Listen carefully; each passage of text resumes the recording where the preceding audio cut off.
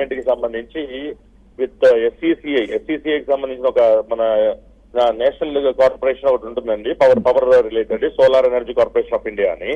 So దాంతో ఏదైతే ఒప్పందం ఉందో దానిలో వైఎస్ జగన్మోహన్ రెడ్డి గారికి 1750 కోట్లు ముడుపులు ముట్టాయని క్లియర్ గా చార్జ్ షీట్ లో మెన్షన్ చేయడం జరిగిందండి. వాళ్ళైతే ఇండైట్మెంట్ కింద వేశారు. దానిలో ఆ చార్జెస్ మెయిన్ గా ఏమేశారు ఒకటి చదివినిపించే ప్రయత్నం చేస్తాను నేను పవన్ గారు. YS Jagan received 86% of all the bribes paid by Adani. అంటే దీనిలో 4-5 స్టేట్స్ ఉన్నాయండి. 4-5 స్టేట్స్ లో మెయిన్ గా వైఎస్ జగన్మోహన్ రెడ్డి అనే వ్యక్తి స్టేట్ గవర్నమెంట్స్ కి మొత్తం $250 బ్రైబ్స్ పే చేశారు ఇండియన్ స్టేట్ గవర్నమెంట్స్ కి. అందులో 86% has been paid as a bribe by Adani గారు వైఎస్ జగన్మోహన్ రెడ్డి గారికి 86% గా బ్రైబ్ పే చేశారని చెప్పి దానిలో రాయడం జరిగింది. అలాగే ఇంకా చాలా విషయాలు ఎలిగేషన్స్ ఇంకా ఏమేమి ఉన్నాయంటే జగన్మోహన్ రెడ్డి గారి మీద ఆగస్టు 2021లో గౌతమ్ అదానీ గారు అప్పుడు ఆంధ్రప్రదేశ్ ముఖ్యమంత్రిగా ఉన్న జగన్మోహన్ రెడ్డి గారిని కలవటం, ఆ తర్వాత సెప్టెంబర్ 2021లో దాన్ని ఫైనలైజ్ చేసుకోవటం, ఫైనలైజ్ చేసుకున్నాక ఏదైతే 25 లక్షల పర్ మెగావాట్ కింద మాట్లాడుకొని మొత్తం టోటలింగ్ 1750 crores అప్రాక్సిమేట్లీ $200 million అండి. మనకి దీనిలో ఉన్నది చెప్తున్నాను. It's gone out of record అండి. రికార్డ్ లో ఉన్నదే నేను చెప్తున్నాను. I'm not saying anything which is not a part of the record. మనం ప్లే చేస్తున్నాం, స్క్రీన్ పైన ప్లే చేస్తున్నాం మనం, మీరు మాట్లాడండి. అదేనండి. ఆ తర్వాత Andhra Pradesh agreed to purchase 7000 megawatts of solar power capacity from Adani and Adani's green internal records and communications with Azure executives confirm these appointments అది కూడా చెప్తున్నారు. Azure executives తో సంబంధించి the chief minister was a key recipient of these bribes according to documentation. అంటే documentation కూడా మా వైపు ఉంది. ముఖ్యమంత్రి గారు అప్పట్లో ఉన్న ముఖ్యమంత్రి గారే 1750 కోట్లకి సంబంధించిన ముడుపులు తీసుకోవడం, మన ఇంగ్లీష్ లో కిక్ బ్యాక్స్ అంటామండి. ఇది ఎప్పటి నుంచి అంటే మన బోఫోర్స్ కుంభకోణం దగ్గర నుంచి కిక్ బ్యాక్స్ అనేది మనకి రెగ్యులర్ గా వినబడుతూనే ఉంది. సరే, బోఫోర్స్ కుంభకోణం ఏ విధంగా అయింది, ఆ తర్వాత గవర్నమెంట్లు ఎలా ఫాలో అయ్యో కూడా మనకు తెలిసిన విషయమే. సో ఇదేమి సామాన్యమైన విషయం కాదండి. అంటే ఒక ప్రజల యొక్క ఆస్తికి కొల్లగొట్టినట్టేనండి ఇది మోరల్లెస్. ఇప్పుడు ఏదైతే పవర్, ఫర్ ఇన్స్టెన్స్ చెప్దామండి, పవర్ తీసుకున్న తర్వాత దాంట్లో భారం ఎవరి మీద పడుతుందండి, రేపు ఉదయం స్టేట్ ఎక్స్చెక్కర్ మీద పడుతుంది ఖచ్చితంగా. సో ఇప్పుడు ఏదైతే పీసీ యాక్ట్ పెట్టాలని ఆలోచిస్తున్నారో, ఇంతకు ముందు మనం అబ్జర్వ్ చేస్తే పవన్ గారు చంద్రబాబు నాయుడు గారిని అరెస్ట్ చేసినప్పుడు, ఆనరబుల్ చీఫ్ మినిస్టర్ గారు ఇప్పుడు చంద్రబాబు నాయుడు గారిని అరెస్ట్ చేసినప్పుడు అప్పట్లో వాళ్ళు కనీసం ఏమాత్రం ప్రొసీజర్ ఫాలో అవ్వకుండా మొత్తం ఉన్న ప్రొసీజర్ అంతా ఫ్లౌట్ చేస్తూ ఆ రోజు 17A అనే ఒక ప్రిన్సిపల్ ని కూడా వాళ్ళు ఫాలో అవ్వకుండా కరప్షన్ యాక్ట్, పీసీ యాక్ట్ లో అప్పట్లో ఆయన జరిగిన ఫైబర్ నెట్ కావచ్చు, లేదా వేరే స్కామ్స్ ఏదైతే వాళ్ళు ఎలెక్ట్ చేశారో అప్పట్లో ఇన్నర్ రింగ్ రోడ్ స్కామ్ కావచ్చు, లేదా వీటికి సంబంధించిన స్కామ్స్ ఏవైతే వాళ్ళు ఎలెక్ట్ చేశారో వీటికి సంబంధించి ప్రయర్ పర్మిషన్ తీసుకోవాలని 17A of the prevention of corruption act లో ఉన్నప్పటికీ దాన్ని గాలి వదిలేసి దాన్ని ఏమాత్రం పట్టించుకోకుండా ఆ ప్రిన్సిపల్స్ అన్ని ఫ్లౌట్ చేసి ఆ రోజు చర్యలు తీసుకోవడం జరిగింది. ఆ రోజు ఆయన అరెస్ట్ చేయడం జరిగింది, తర్వాత రిమాండ్ పంపించడం జరిగింది. ఆ తర్వాత ఎలా జరిగింది అనేది మా అందరికీ విదితమే, ఆల్రెడీ మీడియాలో అన్ని చోట్ల మనం చూసాం. కానీ ఇప్పుడు ఏంటంటే ఖచ్చితంగా నేను ఒకటి నిజంగా with utmost respect I'm saying this అండి. అంటే లాని మనం చట్టాన్ని చట్టంగానే వాడాలి, చట్టాన్ని మనకు అతిక్రమించి వాడకూడదు, లేదా మన ఇష్టానుసారంగా వాడకూడదు అని ఈ ప్రభుత్వం భావించి మన మీద మనం వేరే వాడి మీద చేయకూడదు అన్న ఒక ప్రిన్సిపల్ కనుక గౌరవిస్తూ ఈ రోజు గవర్నర్ గారి దగ్గర పర్మిషన్ తీసుకొని మాత్రమే ముందరికి వెళ్ళాలి, PC act related provisions invoke చేయాలి, న్యాయ సలహా తీసుకోవాలి, అన్ని లీగల్ గా న్యాయబద్ధంగా మాత్రమే చెయ్యాలి. ఏది beyond the scope of law అంటే చట్టాన్ని అతిక్రమించి ఏది చెయ్యవద్దు అనేది డెసిషన్ తీసుకొని నడుచుకుంటుందో ఖచ్చితంగా రేపు ఉదయాన కోర్ట్స్ లో ఇట్లాంటి సెట్ బ్యాక్స్ రావడానికి అవకాశం కూడా ఉండే అవకాశం ఉండదండి. సో అందుకని ఏదైతే ఇప్పుడు పీసీ యాక్ట్ పెట్టాలనుకున్నా, PC act in prevention of corruption act అంటే ఎవరైనా ఒక public servant in due discharge of their duties అంటే వాళ్ళ డ్యూటీస్ ని వాళ్ళు నిర్వర్తించే క్రమంలో వాళ్ళు లంచం తీసుకున్నా లేదా లంచం ఇచ్చినా అది తప్పు అనేది ప్రివెన్షన్ ఆఫ్ కరప్షన్ యాక్ట్ చెబుతుంది. మరి 1750 కోట్ల అప్పట్లో ముఖ్యమంత్రి గారు ఇస్ అ పబ్లిక్ సర్వెంట్ అండి.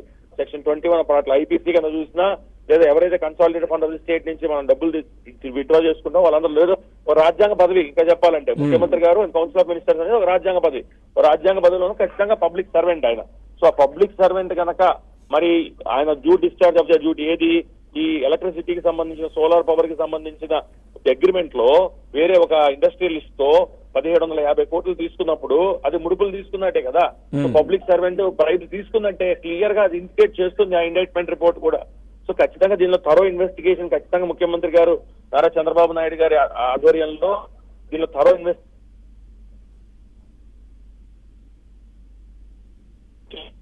చట్ట ప్రకారంగా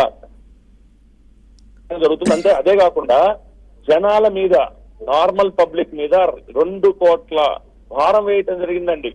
5 సంవత్సరాలు 2 లక్షల కోట్లు, క్షమించాలి 2 కోట్లు కాదు 2 లక్షల కోట్లు భారం, 20 సంవత్సరాల పాటు 2 లక్షల కోట్ల భారం వేయటం జరిగింది.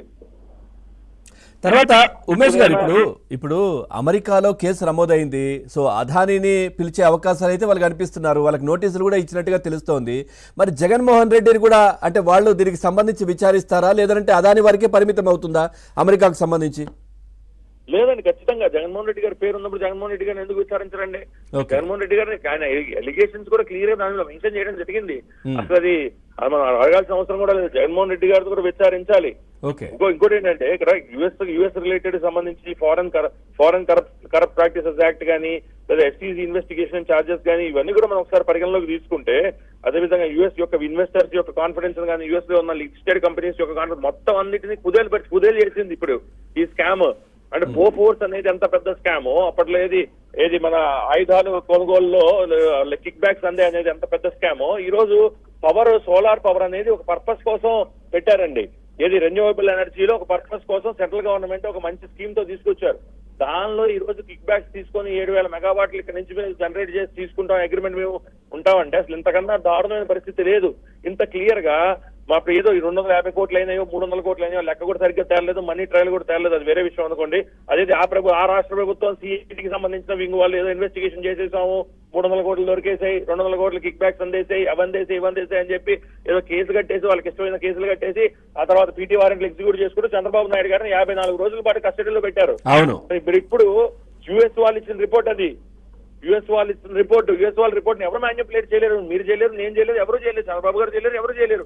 ఆ లోకల్ గా ఉన్న ప్రెసిడెంట్ ఇప్పుడు ఎలక్ట్ అయిన ట్రంప్ గారు కూడా చేయలేరు. మాట్లాడితే అక్కడ ఇన్వెస్టిగేటివ్ ఏజెన్సీస్ చాలా ఇండిపెండెంట్ గా ఫంక్షన్ చేస్తాయి. మరి ఈ రోజు మీ మీద ఇన్ని అభియోగాలు వచ్చినప్పుడు ఖచ్చితంగా చట్ట ప్రకారంగా ప్రభుత్వం ఏవైతే తీసుకోవాలో చర్యలు తీసుకుంటారు, తీసుకోవాలి కూడా. నేను ప్రభుత్వాన్ని కూడా మీ ముఖంగా ఏబిఎన్ ఛానల్ ముఖంగా నేను వాళ్ళని కూడా రిక్వెస్ట్ చేస్తున్నాను, కైండ్లీ మీరు దీనిలో ఇన్వెస్టిగేట్ చేయండి. నిజంగానే 1750 కోట్లు అప్పట్లో ముఖ్యమంత్రిగా ఉన్న జగన్మోహన్ రెడ్డి గారికి అందాయా లేదా చూడండి. అందితే ఖచ్చితంగా పీసీ యాక్ట్ ప్రకారంగా ఏవైతే చట్టాలు ఆ చట్టాలని ఉపయోగించి ఆయన మీద చర్యలు తీసుకోకపోతే 1750 కోట్లు వెనక్కి ఎలా వస్తాయండి? మీరేమో బిల్డింగ్లకి రంగులు వేస్తారు, మళ్ళీ కోర్టు చెప్పింది కదా రంగులు మారిస్తారు, దాంతో 2-3 వేల కోట్లు ఏమో ప్రజా అక్కడ వృధా అయిపోయింది. ఈ రోజు ప్రజల మీద భారం మోపి ఆ 2 లక్షల కోట్లు 10-20 సంవత్సరాల పాటు ప్రజలు కట్టాల్సిన పరిస్థితిని మీరు కనిపించారంటే పవర్ రూపంలో. అంటే ఏంటి దాన్ని ఏమనాలి మనం? ఖచ్చితంగా ఈ రోజు చంద్రబాబు నాయుడు గారి ఆధ్వర్యంలో ఉన్న రాష్ట్ర ప్రభుత్వం దీనిలో థరో ఇన్వెస్టిగేషన్, రోరింగ్ ఎంక్వైరీ చేయాలి, థరో ఇన్వెస్టిగేషన్ చేయాలి. ఎవరెవరైతే కల్ప్రిట్స్ బిహైండ్ ది సీన్ ఎవరైతే ఉన్నారో జగన్మోహన్ రెడ్డి గారితో పాటు చాలా మంది కూడా రాష్ట్ర ప్రభుత్వంలో కానీ ఆఫీసర్లు కానీ ఇన్వాల్వ్ అయి ఉంటారు. సో వాళ్ళందరూ ఎవరు ఏంటి అనేది ఖచ్చితంగా వెలుగులోకి రావాలి. సో తగ్గట్టు ఇన్వెస్టిగేషన్ జరుగుతుంది. ఎందుకంటే చట్ట ప్రకారంగా ఈ ప్రభుత్వం నడుచుకుంటుంది అని చెప్పడానికి ఒకే ఒక ఎగ్జాంపుల్ ఏంటంటే, ఎలా పడితే అలా ఎఫ్ఐఆర్ కట్టలేదు, ఎలా పడితే అలా తీసుకురాలేదు, ఎలా పడితే అలా జగన్మోహన్ రెడ్డి గారిని లోపల వేయాలని అనుకోలేదు. సో ప్రజలపై 2 లక్షల కోట్ల రూపాయలకు పైగా అదనపు భారం పడే ఆ విధంగా కుదిరిన ఒప్పందాన్ని రద్దు చేసుకోకపోతే చంద్రబాబు ప్రభుత్వం ఆయన కూడా ఇబ్బంది అవుతుంది. చంద్రబాబు గారు అట్లాగే ఉమేష్ గారు ఈ ఏదైతే అగ్రిమెంట్ ను రద్దు చేసుకుంటే అనే దాని మీద కూడా ప్రభుత్వం తర్జన పడుతోంది. ఎందుకంటే ఇప్పుడిప్పుడే పెట్టుబడులు వస్తా ఉన్నాయి, మరి పెట్టుబడిదారులకు ఏమైనా వ్యతిరేకంగా సంకేతం వెళ్తుందా? అంటే ఈ విధంగా అగ్రిమెంట్లు క్యాన్సిల్ చేసుకుంటే భవిష్యత్తులో మా పరిస్థితి ఏంటి అనే దాని మీద కూడా ప్రభుత్వం ఆలోచిస్తున్నట్టుగా తెలుస్తుంది. ఒకవేళ వాళ్ళు న్యాయ పోరాటానికి వెళ్తే ఎట్లాంటి ఇబ్బందులు ఉంటాయి, దీనికి సంబంధించి కూడా ఆలోచన చేస్తుంది. ఎట్లా ఉంటుందంటారు ఇప్పుడున్నటువంటి దీన్ని క్యాన్సిల్ చేస్తే? గారు ఖచ్చితంగా దీనిలో ఏవైతే క్రిమినల్ చర్యలు చేపట్టాలో అగ్రిమెంట్ రిలేటెడ్ ఖచ్చితంగా ప్రభుత్వం ఒక డెసిషన్ తీసుకుంటుంది. అందరు స్టేక్ హోల్డర్స్ తో మాట్లాడతారు, ఆఫీసర్లతో మాట్లాడతారు, న్యాయ నిపుణులతో మాట్లాడతారు, అందరితో చర్చించి ఒక డెసిషన్ తీసుకుంటుంది. ఆ అగ్రిమెంట్ మీద ఒక మంచి డెసిషన్ తీసుకుంటుంది ప్రభుత్వం, నేను భావిస్తున్నాను, మీరు భావిస్తున్నారు. కానీ ఏదైతే ఈ కిక్ బ్యాక్స్ అనడం ఏదైతే ఉన్నదో 1750 కోట్లు కిక్ బ్యాక్స్ తీసుకొని ఈ విధంగా ఏదైతే జరిగిందో ఈ ప్రాసెస్ అంటే అది మీరు నేను చెప్తుంది కాదండి, యుఎస్ లో జరిగిన ఇండైట్మెంట్ రిపోర్ట్ లో ఉంది అదంతా.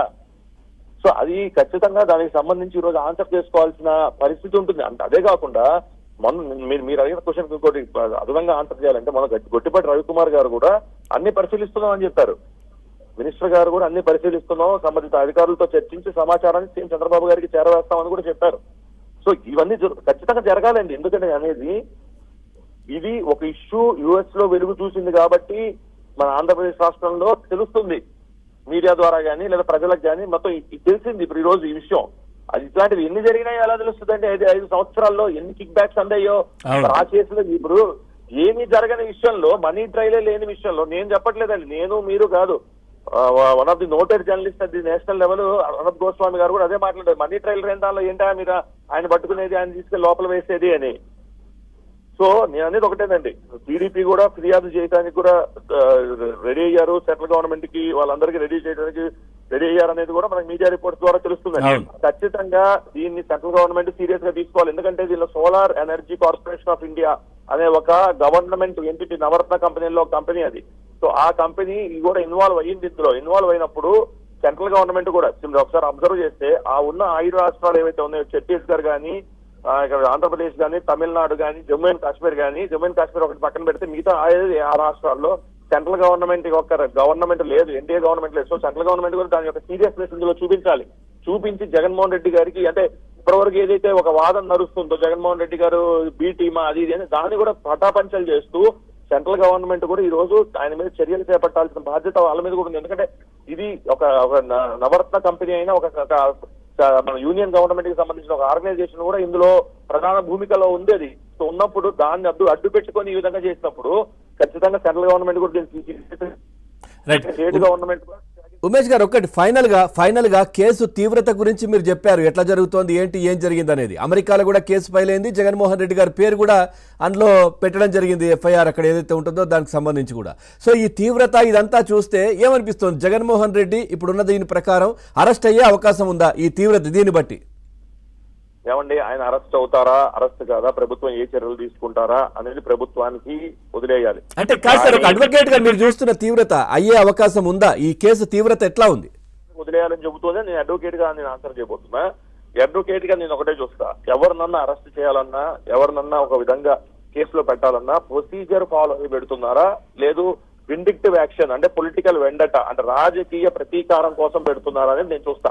ఖచ్చితంగా ఇది చంద్రబాబు నాయుడు గారు చేసిన రిపోర్ట్ కాదు, మీరు చేసిన రిపోర్ట్ కాదు, నేను చేసిన రిపోర్ట్ కాదు, ఎవరు చేసిన డొనాల్డ్ ట్రంప్ గారు కూడా ఈ రిపోర్ట్ చేయలేరు. సో అది ఒక investigative agency indictment report file చేసింది, దానిలో జగన్మోహన్ రెడ్డి గారి పేరు ఉంది కాబట్టి నేను అందుకే రాష్ట్ర ప్రభుత్వాన్ని నేను మీ ద్వారా అర్థిస్తుంది ఏంటంటే, మీరు ఒక రోరింగ్ ఎంక్వైరీ చేయండి, ఒక తరో ఎంక్వైరీ దీనిలో చేయండి, చేసి ఇన్వెస్టిగేషన్ ప్రాపర్ గా చేసేసిన తర్వాత మీరు ఎలాగో ప్రొసీజర్ ఫాలో అవుతారు కాబట్టి ఆ ప్రొసీజర్ ప్రకారంగా 17A కి సంబంధించిన గవర్నర్ గారి పర్మిషన్ తీసుకొని ఏవైతే చర్యలు చేపట్టాలో చేయాలి. మరి ఇలాంటివి కనుక ఇలాంటి వాటి అరెస్టులు జరగకపోతే పునరావృతం అయ్యే అవకాశం ఉంటుందండి. ఖచ్చితంగా ఇవి రిపీట్ అవుతాయి, ఇలాంటి ఇన్స్టెన్సెస్ రిపీట్ అవుతాయి. సో ఇలాంటి వాటిలో అరెస్ట్ చేసినప్పుడే ఏ ముఖ్యమంత్రి అయినా లేదా ఏ మంత్రి అయినా రేపు ఉదయం ఇలాంటివి చేయాలంటే భయపడాలి కదా, ఎంతో కొంత వాళ్ళ భయం ఉండాలి కదండి.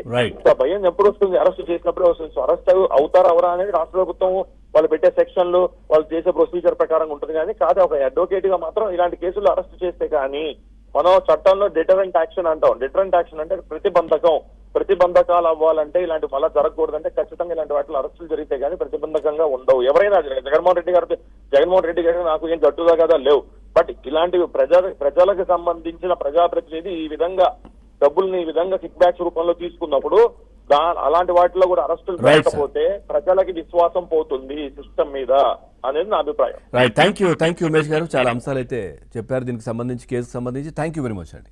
రైట్, పూర్తి